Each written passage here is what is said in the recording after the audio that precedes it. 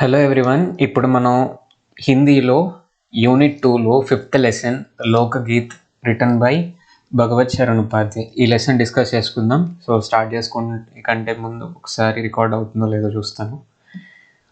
So record అవుతుంది. ఈ lesson కొంచెం పెద్ద లెసన్, సో కొంచెం పేషెంట్గా వినండి. And we're covering Hindi syllabus very fastly. నేనైతే ఫాస్ట్గా కవర్ చేస్తున్నాను, మీరు కూడా అన్ని వీడియోస్ చూసి ఫాస్ట్గా సిలబస్ కంప్లీట్ చేయండి. ఓకే, సో స్టార్ట్ చేసుకుందాం. ఫస్ట్ది ఉన్ముఖీకరణ్. मेहंदी है रचने वाली हाथों में गहरी लाली, कहे सखिया अब कलियां हाथों में खिलने वाली है, तेरे मन को जीवन को नई खुशियाँ मिलने वाली है. సో దీంట్లో వర్డ్ బై వర్డ్ నేను మీనింగ్స్ చెప్తాను. ఎప్పట్లాగే మీరు కష్టమైన వర్డ్స్ అన్నిటికీ మీనింగ్స్ రాసుకొని పెట్టుకోండి. అప్పుడే మీరు నెక్స్ట్ టైం చదివేటప్పుడు ఈజీగా లెసన్ అర్థమవుతుంది, లాంగ్వేజ్ అనేది మీకు ఈజీగా వస్తుంది. ఎగ్జామ్లో ఇంపార్టెంట్ వర్డ్స్ అన్నీ బాగా గుర్తుంటాయి, వాటి మీనింగ్స్ కనుక మనకు తెలిస్తే. ఓకేనా? సో మెహందీ అంటే తెలుసు కదా మీకు, గోరింటాకు. రచనే వాలి అంటే గోరింటాకు పెట్టుకునే వాళ్ళు. ఓకేనా? పెట్టుకునే వాళ్ళు. హాథోం మే గహరీ లాలి, గోరింటాకు పెట్టుకునే వాళ్ళ చేతుల్లో. హాత్ అంటే చెయ్యి, హాతం అంటే చేతుల్లో. గహరీ లాలి డీప్ రెడ్ కలర్ అనేది వస్తుందంట. గహరీ అంటే డీప్, లాలి అంటే రెడ్. సో గోరింటాకు పెట్టుకునే వాళ్ళ చేతుల్లో డీప్ రెడ్ అనేది ఉంటుంది అని చెప్తున్నారు. నెక్స్ట్ది కహే సఖియా అంటే ఫ్రెండ్స్ అంటున్నారంట. అబ్బ కలియా హాతో మే కిల్నే వాలి హై. అబ్బ అంటే ఇప్పుడు, మొగ్గలు, కలియా అంటే మొగ్గలు, పూల మొగ్గలు అంటారు కదా. హాతో మే చేతుల్లో, కిల్నే వాలి హై వికసిస్తున్నాయి. ఓకేనా? తేరే మన్కో మన మనసుకి, లేకపోతే నీ మనసుకి, జీవన్కో జీవితానికి, నయ్యి ఖుషియా మిల్నే వాలి హై కొత్త కొత్త ఆనందాలు వస్తాయి అని చెప్పేసి చెప్తున్నారంట ఫ్రెండ్స్ అందరూ కూడా. ఓకేనా? సో ఓవరాల్ మీనింగ్ ఏంటి అంటే, గోరింటాకు పెట్టుకున్న వాళ్ళ చేతిలో డీప్ రెడ్ కలర్ వచ్చిందంట. దాన్ని చూసి వాళ్ళ ఫ్రెండ్స్ ఏమంటున్నారంటే, నీ చేతిలో ఇప్పుడు మొగ్గలు వికసిస్తున్నాయి అని చెప్పేసి అంటున్నారు. అండ్ నీ మనస్సులో, నీ జీవితంలో కొత్త కొత్త ఆనందాలు వస్తున్నాయి అని చెప్పేసి అంటున్నారంట. ఇది పోయము. ఇప్పుడు దీని మీద కొన్ని క్వశ్చన్స్ ఇచ్చారు, వాటిని మనం ఈజీగా ఈ పోయం చూసి ఆన్సర్ చేయొచ్చు. ఓకేనా? హాతో మీ క్యా రచనే వాలి హై, చేతుల్లో మనం ఏం పెట్టుకోవచ్చు అంటే మెహందీ పెట్టుకోవచ్చు. హాతో మే మెహందీ రచనే వాలి హై. ఇస్ తరహ్ కే గీతోం కో క్యా క్యా క్యా కహా జాతా హై, ఇట్లాంటి పాటల్ని మనం ఏమని పిలుస్తాము? లోకగీత్ అంటారు. ఓకేనా? లోకగీత్ అంటే ఏంటో మనం ఈ లెసన్లో తెలుసుకుందాం. Is Tarah K గీతోం co hum లోకగీత్ కహా జాతా high అని చెప్పేసి చెప్పచ్చు. కిన్ కిన్ సందర్భం మే లోకగీత్ గాయే జాతే హై, ఇట్లాంటి పాటలు ఏ సందర్భంలో పాడతారు? నేను మీకోసం ఆల్రెడీ ఆన్సర్ రెడీ చేసి పెట్టాను. ఆన్సర్ ఏంటంటే పూజన్ అంటే పూజ టైంలో, అండ్ వివాహ పెళ్ళిళ్ళ టైంలో, అండ్ జన్మదిన్ బర్త్డేస్ అప్పుడు, త్యోహార్ ఫెస్టివల్స్ అప్పుడు, ఆది అవసరం పర్ లోకగీత్ గాయే జాతే హై. ఓకేనా? సో కిన్ కిన్ సందర్భం అంటే ఆది సందర్భం మే లోకగీత్ గాయే జాతే హై అని చెప్పేసి పెట్టాలి. ఆ లిస్ట్ నేను చెప్పాను కదా, ఆ లిస్ట్ అంతా రాసి ఆది సందర్భం మే पूजन विवाह जन्मदिन त्योहार आदि సందర్భం మే లోకగీత్ గాయే జాతే హై అని పెట్టాలి. సో ఇది ఉన్ముఖీకరణ అయిపోయింది మనకి. నెక్స్ట్ ఉద్దేశం. ఈ లెసన్ మీకు ఇవ్వటానికి గల మెయిన్ రీజన్ ఏంటి అనేది ఇప్పుడు చూద్దాం. ఒక్క నిమిషం, ఛార్జింగ్ పెడతాను ల్యాప్టాప్కి.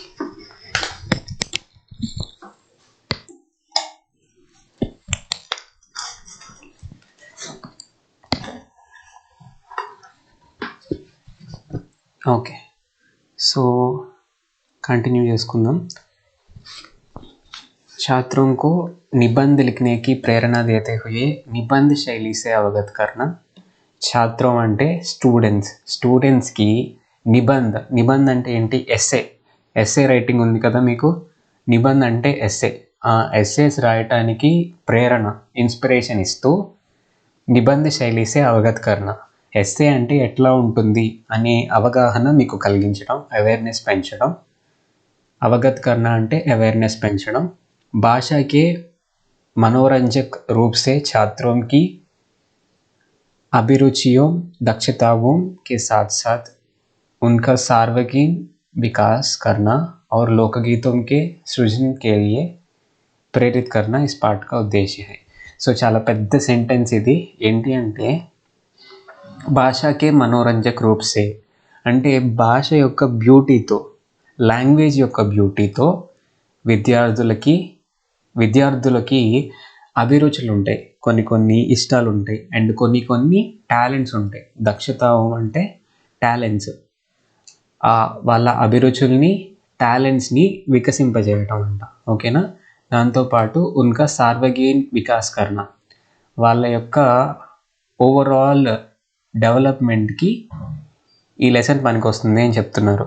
లోకగీతంకి సృజన్కి లియే ప్రేరిత్ కర్ణ ఇస్ పాఠ్ కా ఉద్దేశ్య హై. వీటన్నిటితో పాటు స్టూడెంట్స్ని ఇంప్రూవ్ చేయడంతో పాటు లోకగీత్ ఇట్లాంటి సాంగ్స్ క్రియేట్ చేయడానికి, సృజన్ కర్ణ అంటే క్రియేట్ చేయడం, ఆ లోకగీతాలని వీళ్ళు స్టూడెంట్స్ ఓన్గా క్రియేట్ చేయడానికి ఇన్స్పిరేషన్ ఇవ్వటం ఈ పాఠం యొక్క ఉద్దేశం. ఓకేనా? సో నెక్స్ట్ది విధా విశేష్. లోకగీత అనేది ఏ టైప్ ఆఫ్ పాఠము అని చెప్పేసి చెప్తున్నారు. సో మనం ఇందాకే చెప్పుకున్నాం నిబంధ శైలి అని చెప్పేసి. నిబంధ శైలిలో ఉంది అంటే ఎస్సే లాగా ఉంది ఈ లెసన్ అనేది. సో లోకగీత నిబంధ పాఠ హై, ఎస్సే లాంటి పాఠం అంట. నిబంధ కా అర్థ హై బాంధన. నిబంధ అనే పదానికి అర్థం ఏంటి అంటే బాంధన. బాంధన అంటే ఏంటి? కట్టివేయటం. ఓకేనా? సుందర్ और उचित शब्दों के द्वारा भावों की प्रस्तुति ही निबंध है. సుందర్ అంటే బ్యూటిఫుల్, మరియు కరెక్ట్, ఉచిత శబ్దం అంటే ఏంటి? కరెక్ట్ వర్డ్స్ని వాడుతూ, బ్యూటిఫుల్ అండ్ కరెక్ట్ వర్డ్స్ని వాడుతూ మన భావాలను అక్కడ ప్రజెంట్ చేయడమే నిబంధం అంటే essay. Beautiful and correct words వాడుతూ మన భావాలని, మన ఫీలింగ్స్ ఏవైతే ఉంటాయో వాటిని, మన అభిప్రాయాలని అక్కడ ప్రజెంట్ చేయడమే మనం ఎస్సే అని చెప్పేసి అంటూ ఉంటాం. రామచంద్ర శుక్ల के अनुसार निबंध गद्य की कसौटी है. రామచంద్ర శుక్ల అనే అతని ప్రకారం నిబంధ అనేది గద్యకి కసౌటి. గద్యం అంటే ప్రోస్, పోయిటరీ కాకుండా ప్రోజ్, ఊరకు మనం ఇట్లా పారాగ్రాఫ్ లాగా చదివేది. దానికి ఒక ప్రామాణిక, కసౌటి అంటే ప్రామాణిక. సో ఈయన చెప్పిన వర్డ్స్ ఏంటో నేను ఇక్కడ చెప్తాను, అప్పుడు మీకు కొంచెం ఈజీగా అర్థమవుతుంది. సో ఇక్కడ రాశాను, గద్య కవియోं या लेखकों की कसौटी है.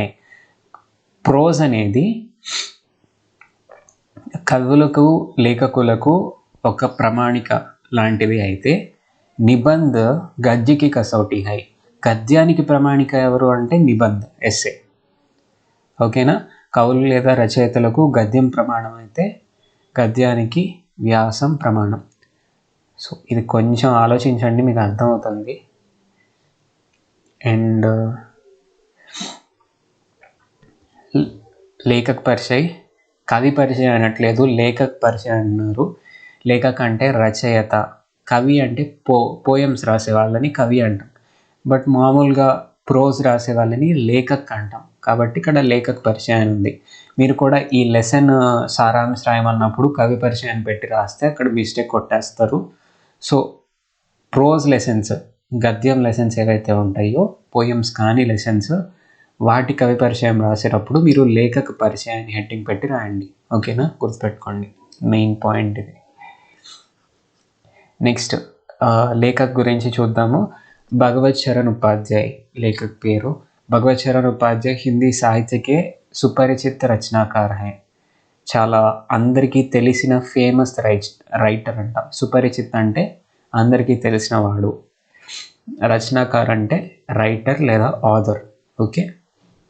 इनका जन्म सन 1910 में हुआ. 1910లో జన్మించారు.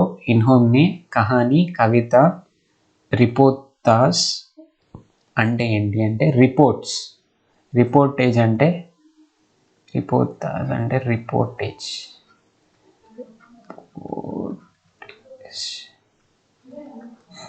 రిపోర్ట్స్ అంటారు కదా, ఏదో ఒక విషయం గురించి రిపోర్ట్ రాస్తారు, ఓకేనా. అట్లానే నిబంధ, బాల సాహిత్యం, ఇవన్నీ టైప్ ఆఫ్ రచనలు. లైక్ లిటరేచర్ ఏం చేశాడంట, కథలు రాశాడంట, కవితలు రాశాడు, రిపోర్ట్స్ రాశాడు. నిబంధ అంటే ఎస్ఏస్ రాశాడు. బాల సాహిత్యం అంటే పిల్లలకి సంబంధించిన స్టోరీస్ కానివ్వండి, సాహిత్యం కానీ రాశాడు.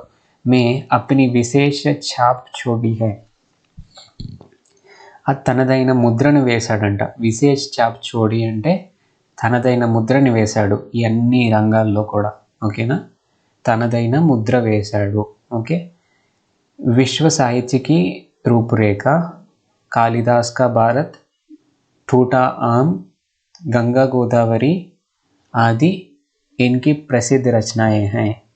ఇక్కడ పైన చెప్పబడినవన్నీ ఈ 3-4 కూడా భగత్ చరణ్ ఉపాధ్యాయ యొక్క పాపులర్ రచనలు అంట, ఓకేనా. ఇది లేఖక పరిచయం. సో ఇది మీకు కొంచెం కన్ఫ్యూజింగ్గా ఉండొచ్చు పైన ఎక్స్ప్లెనేషన్స్. మీరేమంతా వర్రీ అవ్వద్దు, వర్డ్స్ యొక్క మీనింగ్ని బాగా గుర్తుపెట్టుకోవడానికి ట్రై చేయండి. చదివే కొంది అది అర్థమవుతుంది, ఓకేనా. లెసన్ స్టార్ట్ చేసుకుందాం. విషయ ప్రవేశ అంటే ఇంట్రడక్షన్. हमारा संस्कृति में लोकगीत और संगीत का अटूट संबंध है. మన హమారి అంటే మన సంస్కృతిలో లోకగీత్ అంటే ఫోక్ సాంగ్స్ అంటే మీకు తెలుసు కదా.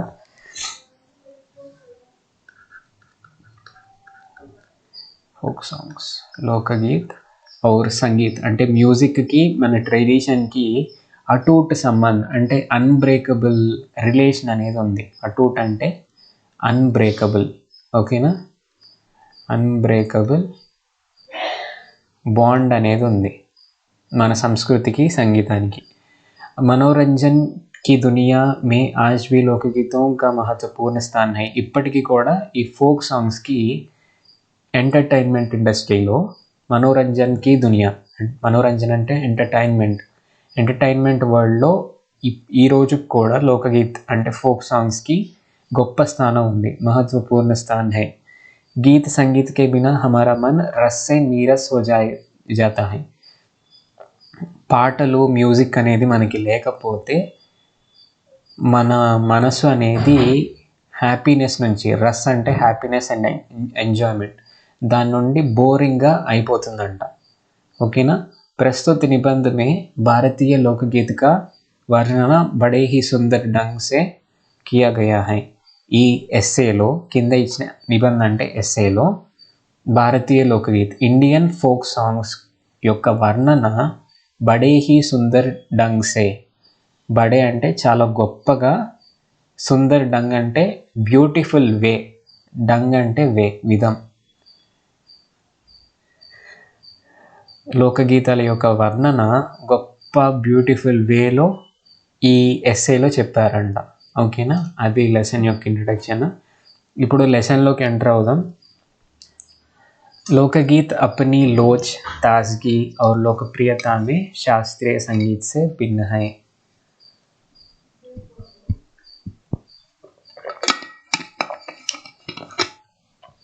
లోకగీత్ అనేది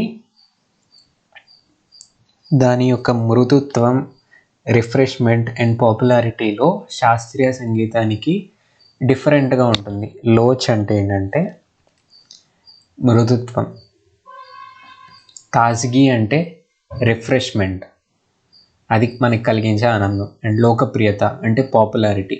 ఈ మూడిట్లో శాస్త్రీయ సంగీతం అంటే మామూలు కర్ణాటిక్ మ్యూజిక్ అని, హిందుస్థానీ మ్యూజిక్ అని ఉంటాయి కదా, వాటికి శాస్త్రీయ సంగీతానికి డిఫరెంట్గా, భిన్నంగా ఉంటుందంట, ఓకేనా.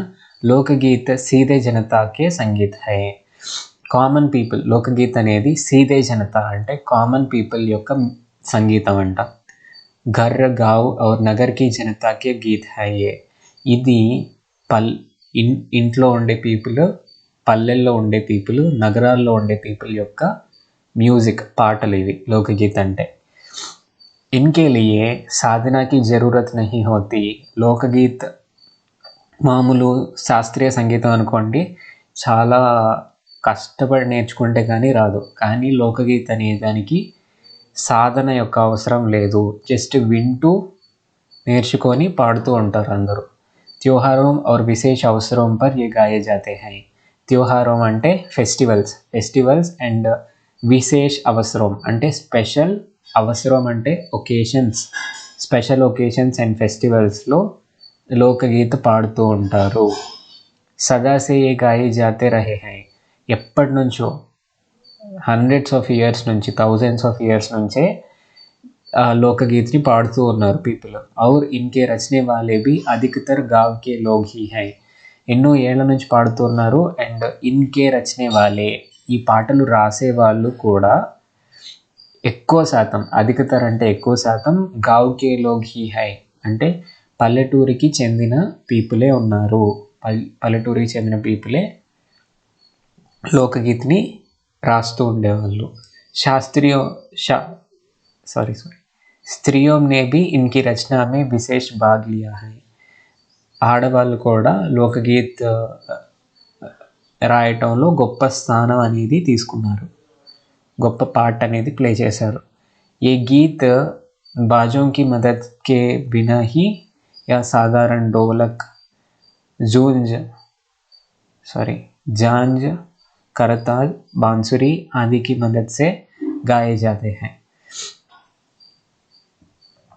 ఇది మామూలు మేళతాళాలు వీటితో కాకుండా, గీత్ బాజోంకి మదద్కే బినా, ఆ మేళ తాళాలతో కాకుండా, సాధారణ డోలక్ సాధారణమైన డ్రమ్స్, జాంజ్ అంటే తాళాలు, ఓకేనా, రౌండ్గా ఉంటే ఇట్లా టక్ టక్ అని కొడుతూ ఉంటారు, తాళాలు జాంజ్ అంటే, కరతాల్ అంటే చప్పట్లు, బాన్సురి అంటే ఫ్లూట్, వీటి హెల్ప్తో ఈ లోకగీత అనేది పాడుతూ ఉంటారు.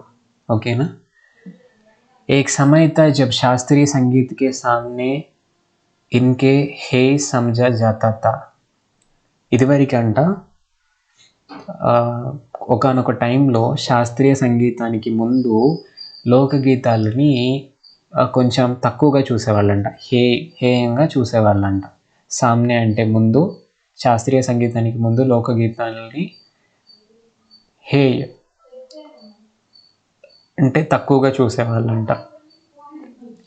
అభి హల్ తక్ ఇన్కి బడి ఉపేక్ష కీ జాతీ థీ. అభి హల్ తక్ అంటే ఇంతకు ముందు వరకు కూడా ఇన్కి బడి ఉపేక్ష కీ జాతీ థీ. ఉపేక్ష అంటే ఇగ్నోర్, లోకగీతాలని పెద్దగా పట్టించుకునే వాళ్ళు కాదంట. पर इधर साधारणतः जनता की और जो लोगों की नज़र फिरी है तो साहित्य और कला के क्षेत्र में भी परिवर्तन हुआ है. తర్వాత ఏం జరిగిందంటే, సాధారణ పీపుల్ ఎవరైతే ఉన్నారో వాళ్ళు ఎప్పుడైతే లోకగీతాల మీద ఇంట్రెస్ట్ చూడటం మొదలుపెట్టారో, నజర్ ఫిరీ హై అంటే వాళ్ళ ఇంట్రెస్ట్ ఎప్పుడైతే దాని మీద పడిందో, అప్పుడు సాహిత్య और కళా కే క్షేత్ర అంటే మామూలు లిటరేచర్ అండ్ కళా క్షేత్రాల్లో కూడా పరివర్తన, చేంజ్ అనేది వచ్చింది. అంటే అప్పటి వరకు లోకగీతాలను ఎవరు పట్టించుకునే వాళ్ళు కాదు, బట్ ప్రజలు ఇంట్రెస్ట్ చూపించడం ఎప్పుడైతే మొదలుపెట్టారో అప్పుడు ఈ కళాక్షేత్రాలు వీటిల్లో కూడా పరివర్తన వచ్చేసి లోకగీతాలకు కూడా ఇంపార్టెన్స్ ఇవ్వటం మొదలుపెట్టారు. అనేక लोगों ने विविध बोलियों के लोक साहित्य और लोकगीतों के संग्रह पर कमर बांधी और इस प्रकार के अनेक संग्रह अब प्रकाशित हो गए हैं.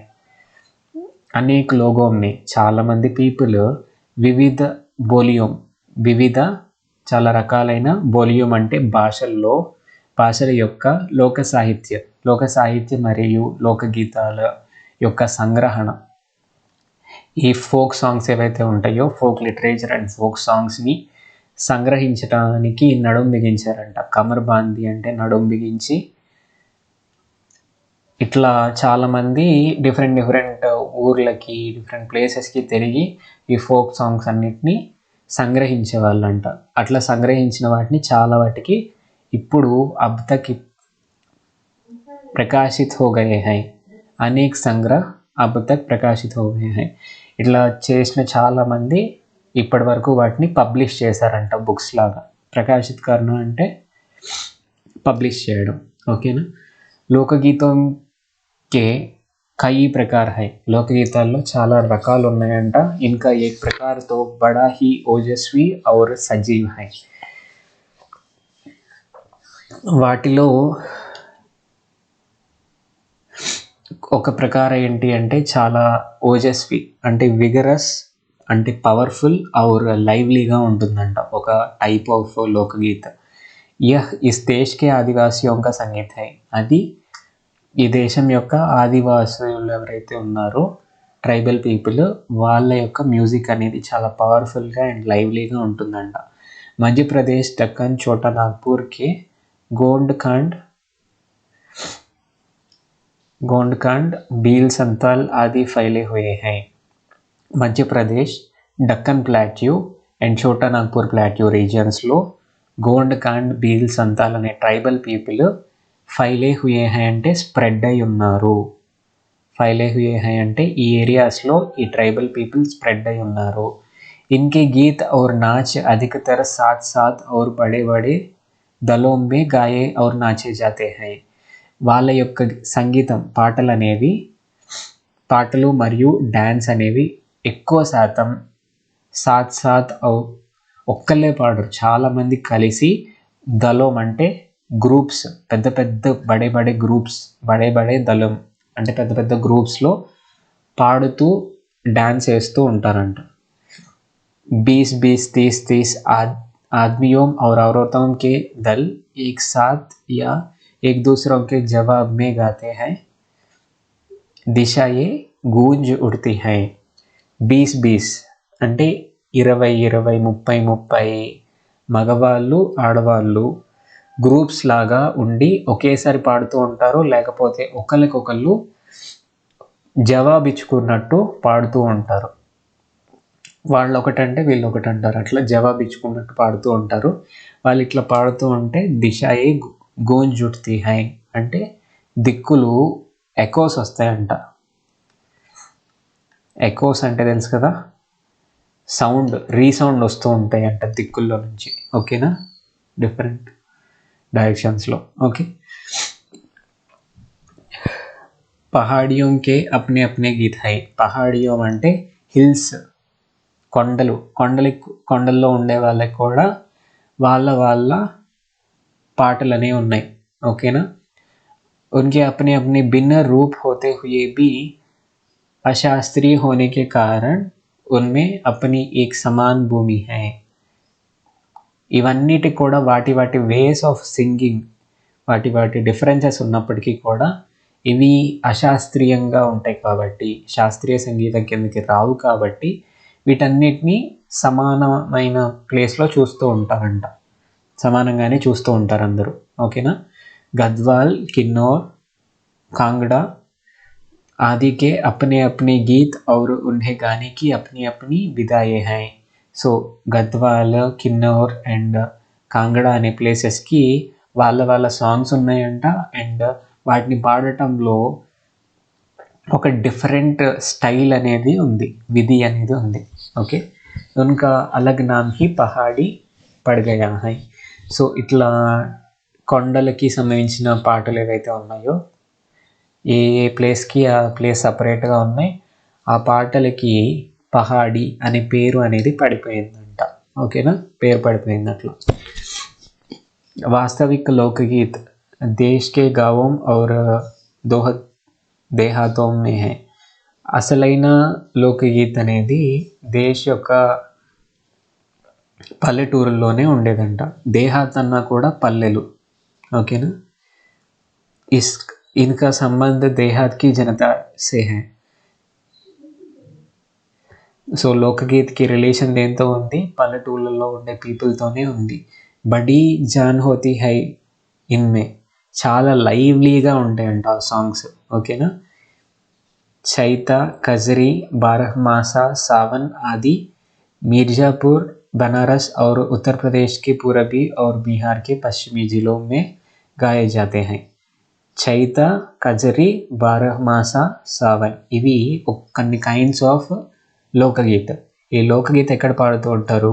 మీర్జాపూర్, బనారస్ అండ్ ఉత్తరప్రదేశ్కి पूरबी eastern part of Uttar Pradesh and Bihar की पश्चिमी जिलों में गाए जाते हैं.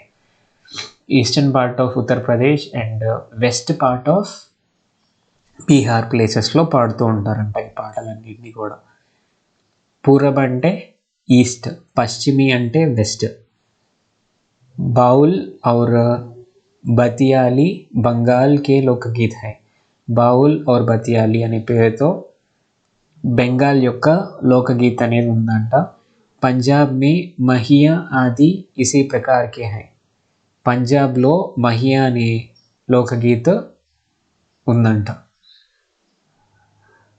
हीर रांझा, सोहनी, महिवाल संबंधी गीत पंजाबी में और डोल मारू आदि के गीत राजस्थान में बड़े छाव से गाए जाते हैं. हीर रांझा, सोहनी, महिवाल संबंधी गीत ఈ పాటలు పంజాబ్లో బాగా పాపులర్ అంట. అండ్ డోల్ మారు అనే పాటలు రాజస్థాన్లో బడే చావ్ సే గాయే జాతే హై అంటే చాలా ఇష్టంగా పాడుకుంటూ ఉంటారంట, గొప్ప అభిరుచితో పాడుతూ ఉంటారు. బడే చావ్ అంటే గొప్ప అభిరుచి. ఇన్ దేహాతి గీతోं के रचयिता कोरी कल्पना के इतना मान ना देकर अपने गीतों के विषय रोजमर्रा के बहते जीवन से लेते हैं. సో ఇన్ దేహాతి గీతం కే రచయిత అంటే ఈ దేహాతి గీతం అంటే లోకగీతాలు, పల్లెటూరికి సంబంధించిన పాటలు రచించే వాళ్ళు. కోరి కల్పన అంటే ఖాళీగా ఉండే ఏదో ఇమాజినేషన్, ఖాళీ ఇమాజినేషన్కి, ఖాళీ ఊహలకి. కోరి అంటే ఖాళీ, కల్పన అంటే ఊహ, ఉట్టి ఊహలకి. ఇతనా మాన్ నా దేకర్ అంటే గొప్ప ప్రాధాన్యత ఇవ్వకుండా, అప్నే గీతోం కే విషయ్ వాళ్ళు రాసే పాటల యొక్క విషయం ఏమైనా ఉంటుందంటే రోజ్మార్ కే బాతే జీవన్ సే లేతే హై అంటే డైలీ లైఫ్లో మనం చూసే జీవితం నుంచి తీసుకుంటారంట వాళ్ళు రాసే పాటల్లో ఉన్న విషయాన్ని.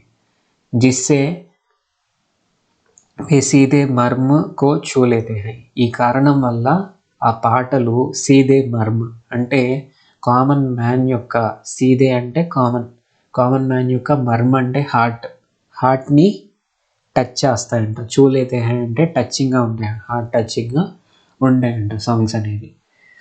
ఉన్కే రాగ్ भी साधारणतः పీలు, సారంగ్, దుర్గా, సావన్, సోరట్ ఆది హై.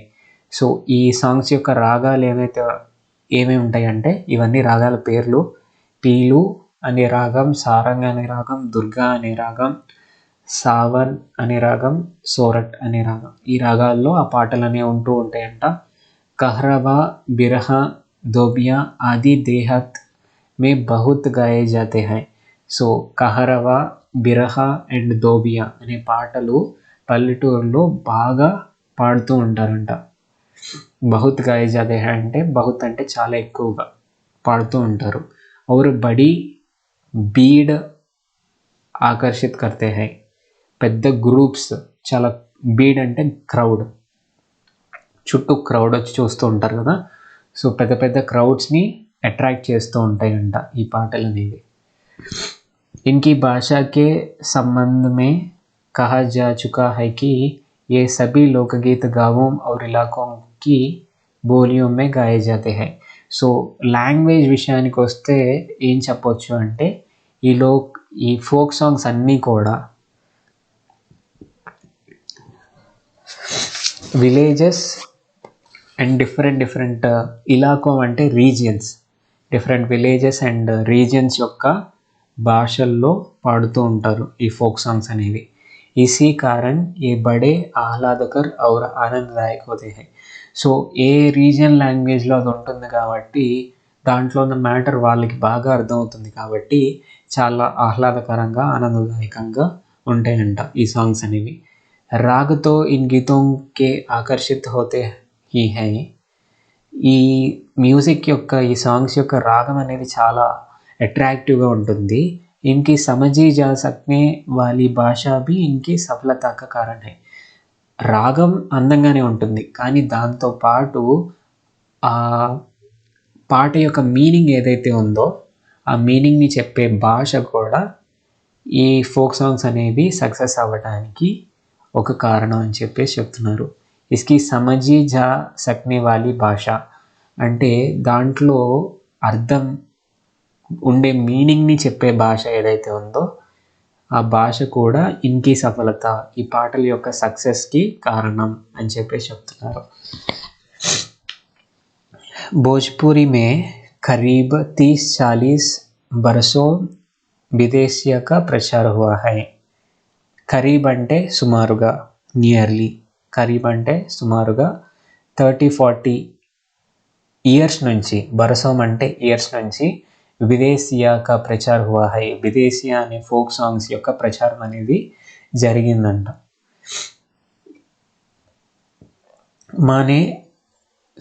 गाने वालों के अनेक समूह इन्हें गाते हुए देहात में फिरते हैं.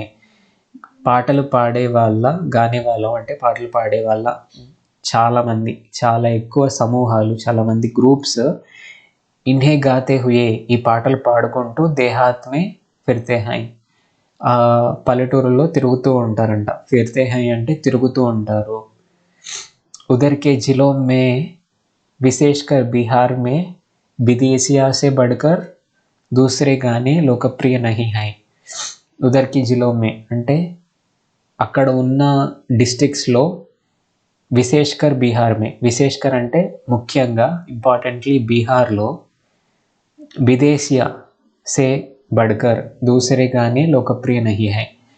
విదేశీయ మ్యూజిక్ అంటే వేరే మ్యూజిక్ ఏది ప్రజలకి నచ్చదంట, అంత పాపులర్ కాదంట. విదేశీయ మ్యూజిక్కే చాలా పాపులర్ అంట. ఇన్ గీతో మే అధికతర రసిక ప్రియోం और ప్రియాओं की बात रहती है. ఈ పాటల్లో ఎక్కువగా అధికతర రసిక ప్రియం అంటే స్వీట్ హార్ట్స్ అంటారు, ముద్దుగుమ్మలు అంటారు తెలుగులో, వాళ్ళది. అండ్ ప్రియావం అంటే లవర్స్ యొక్క బాత్ రహతీ హై, విషయం అనేది ఉంటుందంట. ఓకేనా, వాళ్ళ గురించి ఈ పాటలు ఉంటూ ఉంటాయంట. परदेशी प्रेमी की और इनसे करुणा और विरह का रस बरसता है. సో ఆ పాటల్లో ఏముంటుందంటే ప్రేమ గురించి ఉంటుంది, దాంతోపాటు కరుణ గురించి ఉంటుంది అండ్ విరహం గురించి కూడా ఈ పాటల్లో ఉంటూ ఉంటుందంట. ఓకేనా. जंगल की जातियों आदि के भी दलगीत होती है. ఈ ఫారెస్ట్లో ఉండే పీపుల్కి కూడా గుంపులుగా పాడుకునే పాటలు, దల్గీత్ అంటే గ్రూప్స్గా పాడుకునే పాటలు అనేవి ఉంటాయంట.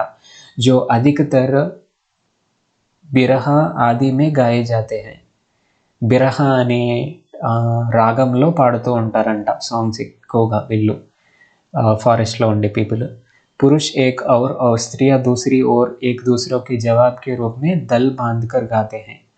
సో ఒకవైపు ఏమో పురుషులు ఉంటారంట, అంటే మెన్ ఉంటారు, ఒకవైపు ఏమో ఉమెన్ ఉంటారు. గ్రూప్స్గా ఒకళ్ళు క్వశ్చన్ వేస్తే ఇంకోళ్ళు ఆన్సర్ చెప్తున్నట్టు అట్లా గుంపులుగా జవాబ్కే రూప్ని గుంపులుగా దల్ బాంధ్కర్ అంటే గ్రూప్స్ కట్టుకొని పాడుతూ ఉంటారు. और दिशा ये गूंजा देते हैं, डायरेक्शंस చెప్తూ ఉంటారంట.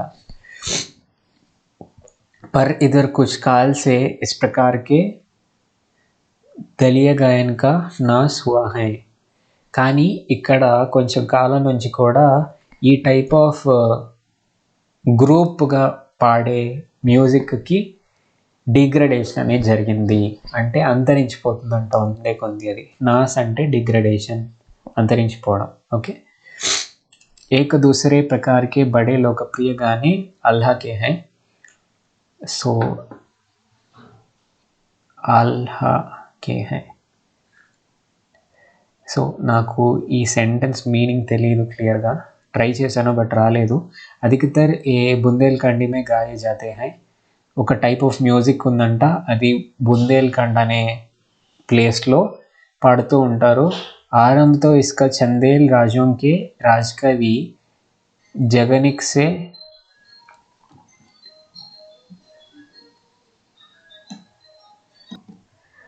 హలో ఎవ్రీవన్, సారీ మధ్యలో ఆపేయాల్సి వస్తుంది. Next part of the lesson తర్వాత కంటిన్యూ చేస్తాను. సో ఇక్కడ వరకు అయిపోయింది, ఓకేనా. ఈ గ్రూప్స్ లాగా పాడే పాటలు అనేవి డిగ్రేడేషన్ అనేది జరిగింది రీసెంట్ టైమ్స్లో, ఓకేనా. సో నెక్స్ట్ వీడియోలో కంటిన్యూ చేసుకుందాం. So I hope you understood this lesson. ఇది కొంచెం డిఫికల్ట్గా ఉంటుంది lesson, but word to word maximum అంతా క్లియర్గా నేను చెప్పట్లేదు, నాకు తెలుసు ఆ విషయం. కొన్ని సెంటెన్సెస్ నాకు కూడా అర్థం కావట్లేదు, బట్ నాకు అర్థమైనంత వరకు మీకు క్లీన్గా చెప్పాను. అంతవరకు మీరు బాగా క్లియర్గా అర్థం చేసుకొని మీనింగ్స్ అన్నీ రాసుకొని మళ్ళీ ఒకసారి మీరు టెక్స్ట్ బుక్ చదవండి, మీకు అర్థమైందో లేదో తెలుసుకోండి, ఓకేనా.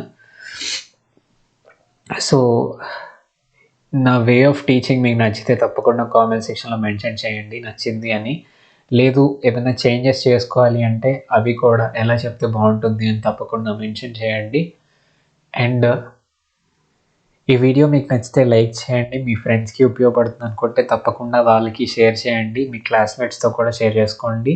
అండ్ ఇట్లాంటి మరిన్ని 10th క్లాస్ సిలబస్కి సంబంధించిన వీడియోస్ కోసం తప్పకుండా మన ఛానల్ని సబ్స్క్రైబ్ చేసుకోండి. So thank you for watching till the end. Have a nice day. Bye.